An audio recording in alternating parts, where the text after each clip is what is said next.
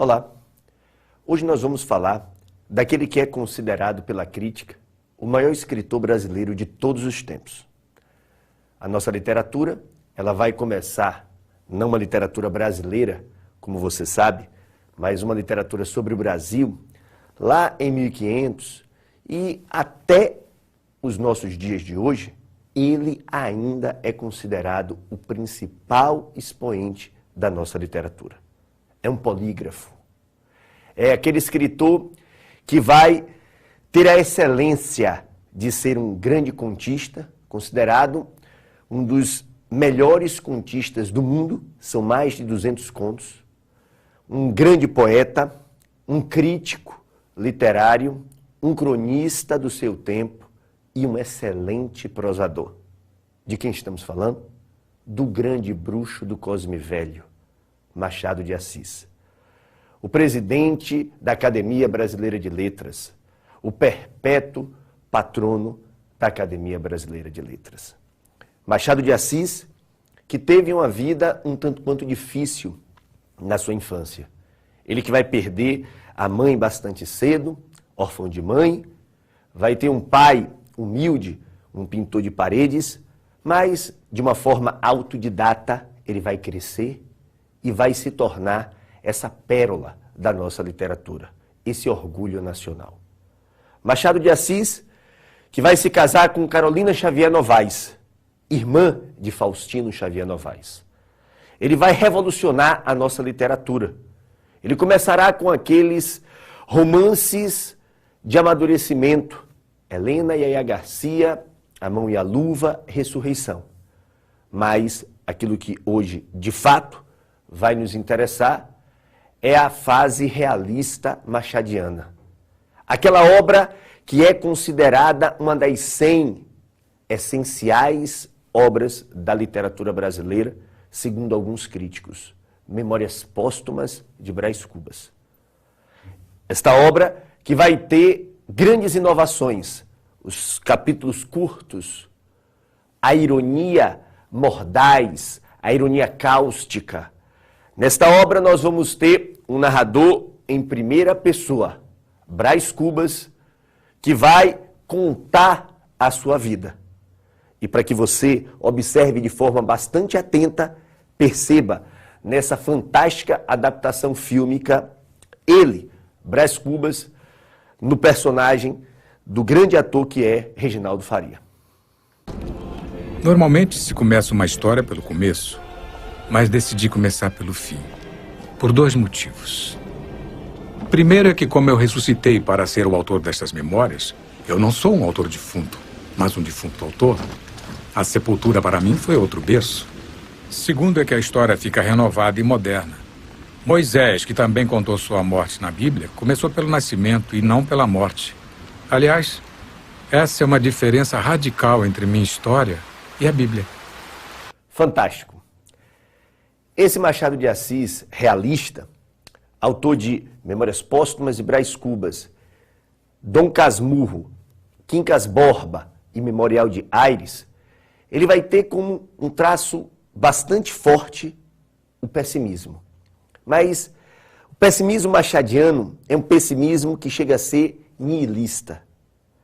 O pessimismo é essa tendência a somente olharmos para o lado ruim de todas as coisas. E Machado, ele vai ter essa visão desencantada da vida, essa visão trágica da existência.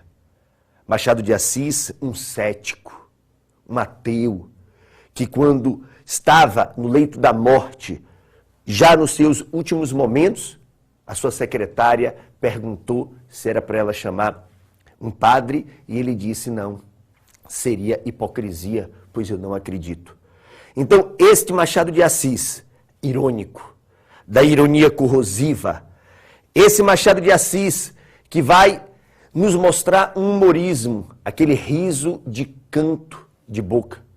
Machado de Assis que vai em Dom Casmurro, que durante tantos anos ficou sendo aquele romance em que nós discutíamos uma suposta traição daquela que é Capitolina, que foi, durante tantos anos, Capitu, o grande mistério dessa fabulosa narrativa.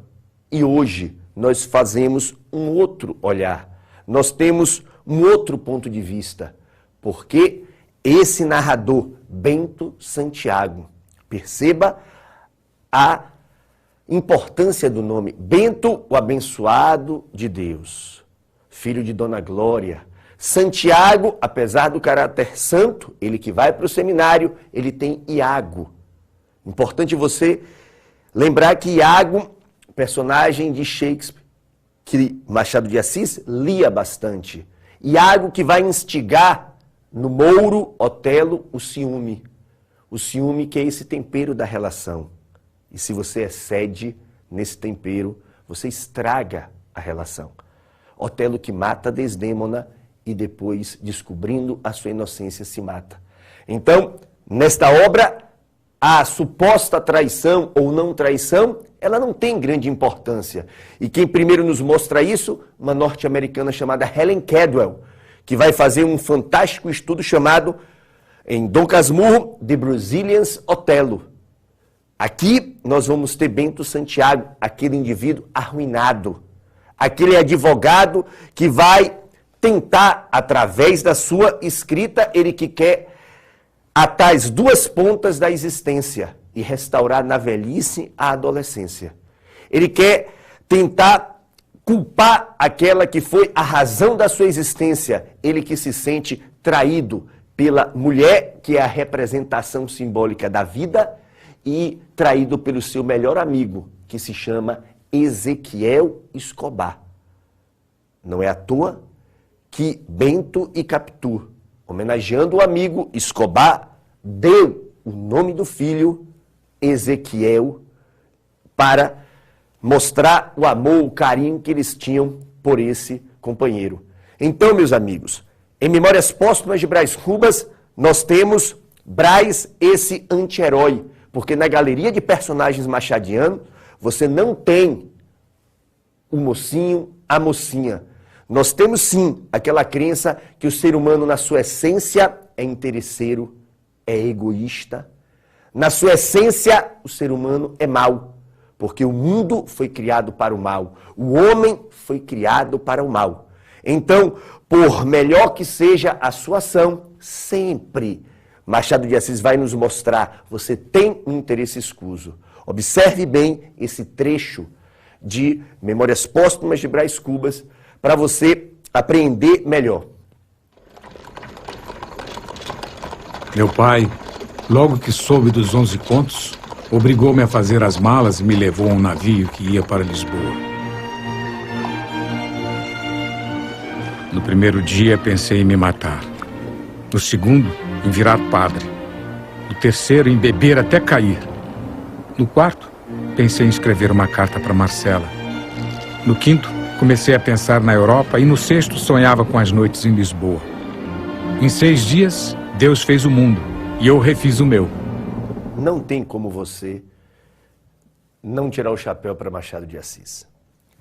Além das características que nós falamos, é importante você perceber a conversa que Machado terá com o leitor, ou seja, que o narrador terá com o leitor. As digressões. Então, concluindo, você tem a ironia, o humorismo, o pessimismo, a metalinguagem, a conversa com o leitor, como traços marcantes dessa literatura machadiana. Machado, no final da sua vida, depois de ter perdido o grande amor, Carolina, em 1904, ele vai escrever a sua derradeira obra, Memorial de Aires, e se você fizer uma leitura atenta, você perceberá que nesse último livro, você pode concluir que no naufrágio das ilusões, nem tudo se acabou. Então, ler Machado não é concordar com o pessimismo machadiano. É você ter a crença que dias melhores virão e que o ser humano ele pode sim transformar esta sociedade para melhor.